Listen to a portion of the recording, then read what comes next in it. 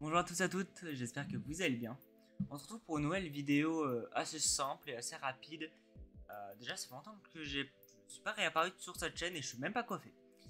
Alors, dans cette petite vidéo, je vais faire une sorte de devlog, on va dire. Je sais pas du tout comment on va faire ça n'importe comment, mais c'est pas grave. Je voulais juste vous parler de mon prochain jeu vidéo qui s'appelle Garden Guardian, donc gardien de jardin. Et un peu mon avancement sur le projet pour essayer de le sortir sur Steam si j'y arrive. Donc déjà, je vais reprendre mes notes parce que oui, j'ai fait des notes. Ça fait 2 heures que j'essaie de faire cette vidéo, j'ai essayé tous les moyens, même ChatGPT, mais il n'y avait pas ma façon de parler, donc voilà. Donc on va faire simple. Déjà, je vais vous raconter un peu le synopsis du jeu. Ensuite, un peu sa réalisation, déjà qui je suis, premièrement peut-être. Pourquoi j'ai fait ce jeu, et ainsi que toutes les galères et toutes les réussites que j'ai eues lors de la fabrication du jeu. Parce que faire un jeu, c'est pas facile.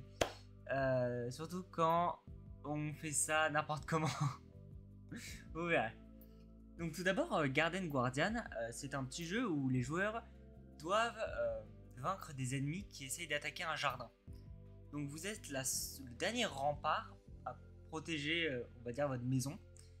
Et vous devez tirer avec une multitude d'armes sur les créatures pour vous en débarrasser et éviter qu'elles s'approchent trop de la maison. Si un monstre approche trop de la maison, vous allez perdre un point de vie. Au total, si 5 personnages passent, vous avez perdu. Il existe plusieurs maps pour l'instant et avec plusieurs difficultés, donc facile, normal et difficile. Il y a un système aussi d'étoiles, en gros par succès, genre vous réussissez le niveau easy, vous avez gagné la première étoile. Vous voyez le truc. Je m'inspire beaucoup du jeu Bloomsteady Battle, pour ceux qui connaissent à peu près, mais cette fois-ci en 3D et avec des... Il y a quelques touches que vous pouvez reconnaître, par exemple les ennemis. Les ennemis, ce n'est pas des ballons, mais le principe d'attaque, on va dire, des ennemis est à peu près le même que dans Bloomsteady Battle. Voilà. De même pour le mode...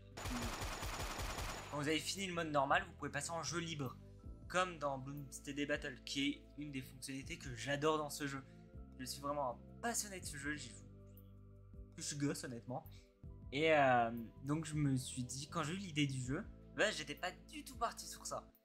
Mais plus j'ai avancé dans le jeu, plus je me suis rendu compte que j'allais dans cette direction-là. Mais à ma façon. Déjà, avoir beaucoup d'armes. Donc là, vous aurez une petite image à l'écran qui va s'afficher de toutes les armes disponibles dans la boutique, plus une photo d'un inventaire vide. Quand je dis vide, il y a forcément trois armes. Donc le petit pistolet, un fusil, je crois que c'est la M4A1, et un petit couteau classique pour débuter. Sinon, si vous commencez le jeu sans armes, ça serait un peu compliqué. Donc, à tout début de jeu, vous aurez ces armes-là. Au fil du jeu, vous pouvez acheter des armes et les garder toujours dans votre inventaire. Une fois que vous quittez le jeu, vous gardez votre inventaire en place. Et ça, j'ai galéré à le faire. Vraiment. Et en fait, ça fonctionne via le... Pour ceux qui connaissent, déjà, je travaille sur Unreal Engine. Je me demande la dev, ça fait trop mal. Je travaille sur Unreal Engine. Et donc, il y a des... J'ai fait en sorte que dans le blueprint du save game, donc quand on sauvegarde le jeu se sauvegarde assez régulièrement. Et il va récupérer une sorte de liste. Il récupère 3 listes. La liste d'inventaire des pistolets, la liste d'inventaire de rifle, je n'ai pas d'accent anglais, donc ne t'inquiète pas, fusil, et la liste d'inventaire des couteaux. Et à la fois, il récupère ça, et en même temps, il va récupérer 3 autres listes, mais pour le shop cette fois-ci, pour la boutique. Et à chaque fois que vous faites un achat dans la boutique, ça enlève le truc dans la liste. Et comme ça permet d'avoir un inventaire sauvegardé. Donc vous ne pouvez pas acheter 2 fois la même arme. Et vous ne pouvez pas avoir 2 fois la même arme dans l'inventaire. Et garder votre inventaire. Vous voyez le truc. Donc c'est une des réalisations que moi j'ai adoré faire. Qui était vachement compliqué. Parce que ensuite, j'ai récemment, c'était quoi? C'était avant-hier. J'ai mis au point plusieurs maps. Donc au total, il y en a 5 pour l'instant. Vous voyez se défiler à l'écran les les maps, pour l'instant elles se ressemblent un peu toutes, mais en fait elles ont toutes des caractéristiques précises. Par exemple la map 2, moi je vous recommande d'utiliser un sniper dans cette map parce que vous voyez au loin la zone où apparaissent les monstres. Et ainsi vous pouvez tout simplement attaquer de loin dans les deux côtés de la map. Voilà. Donc il y a un menu où vous pouvez choisir la difficulté comme je vous disais au début. Et vous pouvez choisir la map. Si vous cliquez sur la map, elle se grise. Vous voyez à l'écran normalement. Normalement vous avez voilà. Et maintenant la question que peut-être tout le monde se pose, parce que je l'ai fait totalement dans l'ordre de mes notes, j'ai tout fait à l'envers. Vraiment. Donc qui je suis et pourquoi j'ai fait ce jeu. Tout d'abord je m'appelle Thibaut pour ceux qui ne le savent pas. J'ai cette chaîne YouTube depuis... On est en 2023, j'ai cette chaîne depuis 2015. Il est totalement inactif. Je me suis déjà décidé à faire des devlogs en espérant que j'arrive à faire assez... pas quotidiennement, mais assez de manière récurrente. Je crois qu'on dit ça comme ça. Et je suis un très grand passionné de jeux vidéo. Mais surtout de création de jeux vidéo et de programmation. Depuis que j'ai 7 ans, j'ai ce rêve de créer des jeux. J'en ai déjà créé 2 que j'ai publiés. Qui ne sont plus disponibles, on va dire. Un qui n'est plus du tout disponible, l'autre qui est disponible avec des bugs.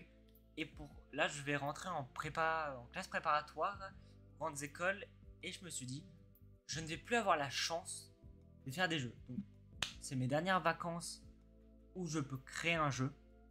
Je crée un jeu et je le publie cette fois-ci sur la plateforme Steam. Donc, malgré tout, je vais publier ce jeu. Normalement, si ça tout marche bien, il sortira fin septembre. N'hésitez pas à vous abonner pour avoir des nouvelles et pouvoir avoir le jeu. Et aussi, il y aura des nouvelles sur mon compte TikTok. Il y aura des nouvelles sur ma chaîne YouTube. Et sur ma chaîne Twitch, il y en aura aussi des nouvelles. Ce qui vous permettront un peu de savoir ce qui se passe. Et peut-être d'avoir une clé si j'arrive à faire des distributions de clés, des trucs genre. Ça pourrait être sympathique. Donc voilà à peu près pour qui je suis. Et pour finir sur un peu une touche mystérieuse du jeu, j'ai ajouté quelques easter eggs. Donc pour ceux qui ne connaissent pas un easter egg, c'est un élément caché d'un jeu qui doit être découvert par le joueur. Et c'est une sorte de bonus ou des trucs genre, moi je l'expliquerai comme ça. En français ça se dit œuf de Pâques, voilà. Et donc j'en ai fait un qui est vraiment un easter egg. Et d'autres, un autre deuxième easter egg qui se place quant à lui sur la date. Il y a des événements qui se passent dans le jeu par rapport à la date. Par exemple, si vous êtes tel jour, il peut y avoir une map spéciale. Donc pour ceux qui aiment le jeu et qui veulent tester des maps, qui voudront tester des maps spéciales, il faudra vous trouver au bon endroit, au bon moment. Merci à tous et à tous d'avoir suivi ce premier devlog. Désolé, je suis pas très à l'aise, surtout de parler comme ça. Lien dans la description, n'hésitez pas à vous abonner à cette chaîne. Et moi, je vous dis à très bientôt pour un prochain devlog. A bientôt, à très vite. Et, merci à tous et à toutes.